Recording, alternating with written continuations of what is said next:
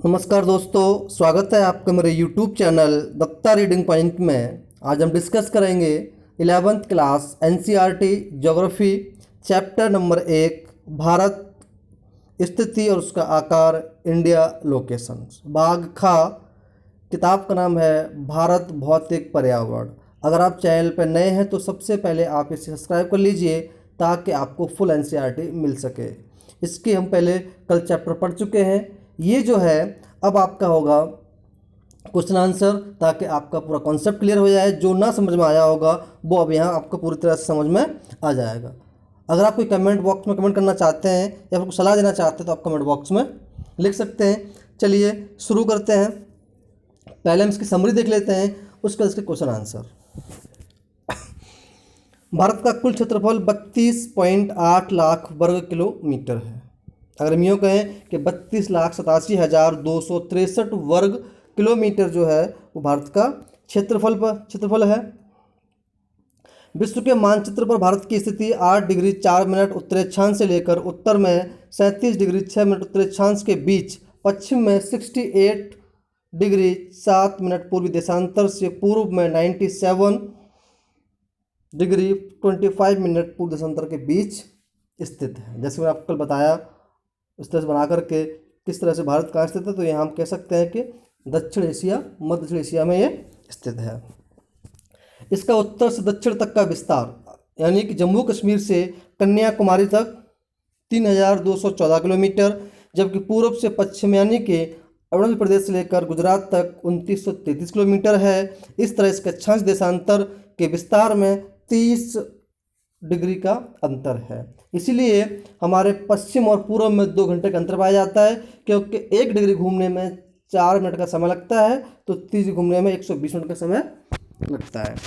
भारत की समुद्री सीमा मुख्य भूमि से 12 समुद्री मील अर्थात लगभग 21.9 किलोमीटर तक है, यानी कि समुद्री तट से 21 किलोमीटर दूरी तक भारत का एरिया में आता है। अगर हम बात करें 6 डिग्री 45 मिनट उत्तरी अक्षांश पर स्थित इंदिरा पॉइंट भारत का दक्षिणतम बिंदु है, यानी कि सबसे लास्ट में जो बिंदु भारत के पास में है वो इंदिरा पॉइंट है। ठीक है। और उत्तर में जो है वो इंदिरा कॉल, जो कि 2004 में आई सुनामी कारण विलुप्त हो गया। और पूर्व में जो एक बिंदु है वो है आपका बलांगू। नेक्स्ट है 82 डिग्री 30 मिनट पूर्वी यामोत्तर को भारत का मानक समय माना गया है। इसका अर्थ है कि भारत में मानक समय निर्धारण इसी यामोत्तर रेखा पर होता है, यानी कि 82.5 डिग्री जो हमारा रेखा खींची गई माने उसी से भारत का टाइम जो होता है वो बताया जाता है, जो कि इलाहाबाद के नैनी के पास से लाइन गुजरती है। क्षेत्रफल दृष्टि से भारत विश्व का 7वां सबसे बड़ा देश है, जो विश्व के कुल भौगोलिक क्षेत्रफल का लगभग 2.42% है, और 2.42% पर लगभग विश्व की 18% जनसंख्या निवास करती है हमारे भारत में। वर्तमान में भारत में 29 राज्य, 7 केंद्र प्रदेश हैं। ये डाटा पीछे का है, चेंज कर लीजिए। क्षेत्रफल की दृष्टि से लगभग राजस्थान सबसे बड़ा और गोवा सबसे छोटा राज्य है। सबसे बड़ा कौन सा है? राजस्थान। और गोवा सबसे छोटा है, जबकि जनसंख्या की दृष्टि से उत्तर प्रदेश सबसे बड़ा राज्य और सिक्किम सबसे छोटा राज्य है। भारतीय प्रायद्वीपीय हिंद महासागर में लगभग 1600 किलोमीटर तक विस्तृत है, और पश्चिम में अरब सागर, पूर्व में बंगाली खाड़ी, जो हिंद महासागर का ही एक विस्तार है। भारत की स्थलीय सीमा 7 देशों को छूती है। मैंने आपको बताया कल, पाकिस्तान, अफगानिस्तान, चीन, नेपाल, भूटान, बांग्लादेश और म्यांमार। श्रीलंका और मालदीव हिंद महासागर में स्थित 2 द्वीपीय देश जो भारत के पड़ोसी देश हैं, इनकी सीमा समुद्री सीमा से मिलती है। श्रीलंका और भारत से मन्नार की खाड़ी और पाक जल संधि द्वारा अलग होती है। कौन? श्रीलंका वैसे अलग होता है किससे? मन्नार खाड़ी से, और पाक स्ट्रेट यानी कि पाक जल संधि से। अब कुछ महत्वपूर्ण प्रश्न उनको देख लेते हैं। पहला क्वेश्चन है, हिंद महासागर वास्तव में हिंद अर्थात हिंदुस्तान का महासागर है? इस कथन की पुष्टि कीजिए। भारत को हिंद अथवा हिंदुस्तान के नाम से भी जाना जाता है। यही एकमात्र महासागर जिसका नामकरण किसी देश के नाम पर हुआ है, इसका नाम है हिंद महासागर। एक तो ये रीजन है। सेकंड ये है, पश्चिम एशिया और पूर्वी एशिया के बीच हिंद महासागर के तट पर भारत की स्थिति बहुत ही महत्वपूर्ण है। तीसरा पॉइंट है, इस महासागर के उत्तरी छोर पर स्थित भारत की तट रेखा अन्य किसी भी देश या किसी भी देश की तट रेखा से अधिक लंबी है। दूसरा आता है, हिंद महासागर के शीर्ष पर स्थित भारत की केंद्र स्थिति क्यों और महत्वपूर्ण है। कई बार क्वेश्चन आ चुका है ये। भारतीय प्रायद्वीप हिंद महासागर में लगभग 1600 किलोमीटर तक विस्तृत है। पश्चिम में अरब सागर, पूर्व में बंगाली खाड़ी, दक्षिण मध्य एशिया में हिंद महासागर के शीर्ष पर भारत की केंद्रीय स्थिति है और पश्चिम में स्थित यूरोप के विकसित राष्ट्रों का संबंध स्थापित करने में सहायक है। वहीं दूसरी ओर अफ्रीका, पश्चिम एशिया, दक्षिण पूर्वी एशिया, जापान, ऑस्ट्रेलिया, न्यूजीलैंड व अमेरिका आदि देशों से व्यापक संबंध स्थापित करने में भी ये सहायक है। इस प्रकार हम कह सकते हैं कि हिंद महासागर वास्तव में भारत के लिए एक वरदान साबित हुआ है। अगला क्वेश्चन है कि भारत की लंबी तट रेखा के क्या लाभ है। ये भी क्वेश्चन कई बार पूछा गया है। इसके क्या लाभ है? पहला लाभ तो उसका यह है कि बंदरगाहों के विकास के लिए अनुकूल दशाएं उपलब्ध कराती है तथा रोजगार सृजन में सहायक होती है। दूसरा, व्यापार के लिए उपयोगी जलमार्ग उपलब्ध कराती है। हम व्यापार करने के लिए जलमार्ग का उपयोग करते हैं तो उसमें ये बड़ा योगदान देती है। तीसरा, ये अफ्रीका औद्योगिक दृष्टि से विकसित यूरोप, संपन्न पश्चिमी एशिया को दक्षिण पूर्वी एशियाई देशों, चीन, विकसित उद्योग वाले जापान, ऑस्ट्रेलिया, यूएसए के पश्चिमी तट को जोड़ने वाले महासागरीय जलमार्ग से होकर के भारत से होकर गुजरते हैं। इसको बहुत बड़ा फायदा मिल जाता है। वो यहाँ ठहरते हैं, उसको फायदा मिलता है। अगला क्वेश्चन है, उष्णकटिबंधीय सूर्य से प्रचुर मात्रा में मिलने वाली धूप और मानसूनी वर्षा करोड़ों भारतवासियों की नियति तय करती है कैसे। तो क्वेश्चन को समझिए, उष्णकटिबंधीय सूर्य से प्रचुर मात्रा में मिलने वाली धूप और मानसूनी वर्षा करोड़ों भारतवासियों की नियति तय करती है कैसे। देखो, बताया गया है कि भारत एक कृषि प्रधान देश है, मानसून पर डिपेंड है। तापमान और वर्षा जलवायु के दो मुख्य तत्व होते हैं। इनका प्रत्यक्ष प्रभाव यहाँ की मिट्टी, जीव जंतुओं, मानवीय क्रियाकलापों पर पड़ता है।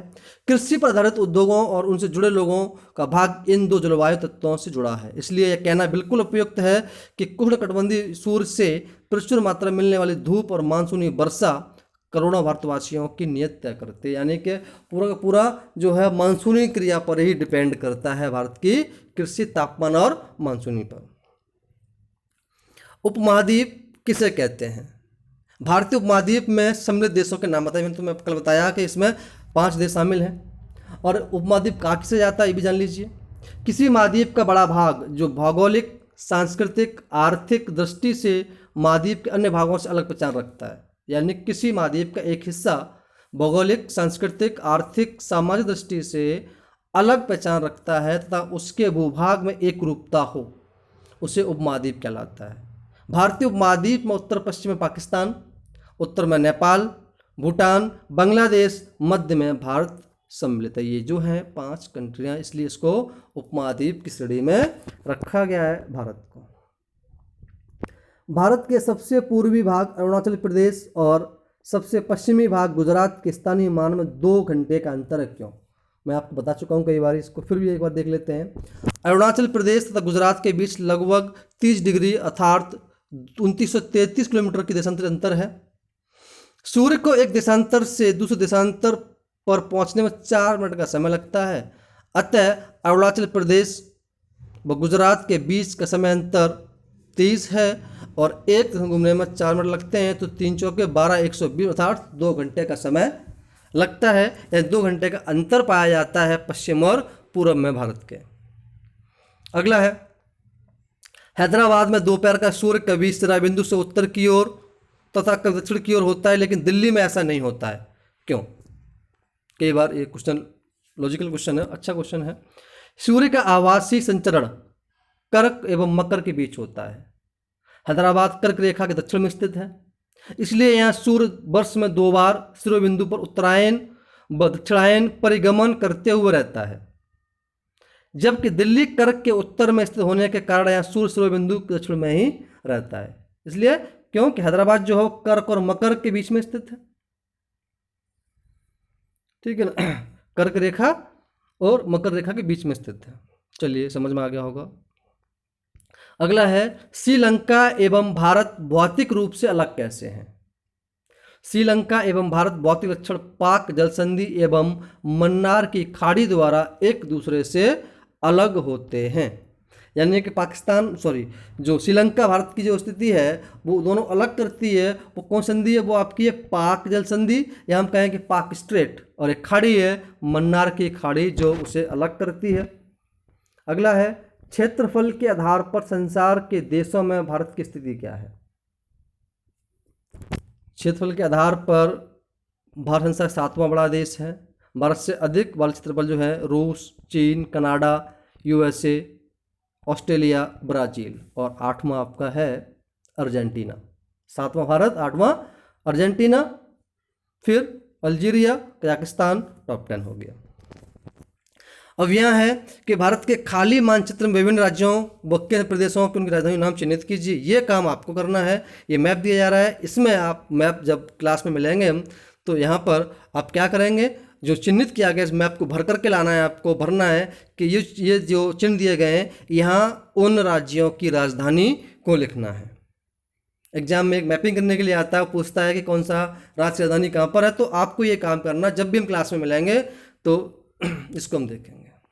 तो आपको यहाँ क्या करना है, यहाँ पर आपको ये चिन्हित करना है कौन से राज्य की। अगर आपको वीडियो अच्छी लगी हो तो आप इसे लाइक करें, दोस्तों में शेयर करें। धन्यवाद।